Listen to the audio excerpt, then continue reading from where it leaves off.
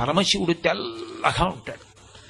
అసలు పరమశివుడు ఎందుకంత తెల్లగా ఉంటాడంటే మూకశంకరులు దెప్పిపొడిచారు. అసలు అలాంటి ఆలోచన ఆయనకి ఎలా వచ్చిందో నేను ఆశ్చర్యపోయా. ఆయన ఒక శ్లోకంలో ఒక అద్భుతమైన మాట అన్నారు. అమ్మవారి చిరునవ్వు చూశాట శివుడు.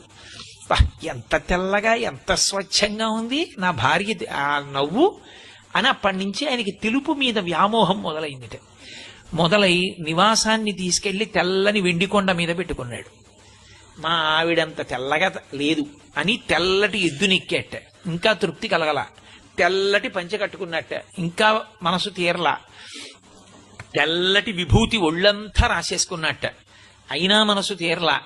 తెల్లటి మణులన్నీ తీసుకొచ్చి వేసుకున్నట్ట మెళ్ళో. అయినా మనసు తీరలా. శంకరా, అసలు నీకు తెలుపు మీద ఇంత పిచ్చి ఎందుకు వచ్చిందో తెలుసా? మల్లికార్జునుడన్న పేరుతో మల్లికా పుష్పములను ఎందుకు వేసుకుంటావో తెలుసా? మీ ఆవిడ చిరునవ్వులోని శుద్ధత్వాన్ని చూసి ఆ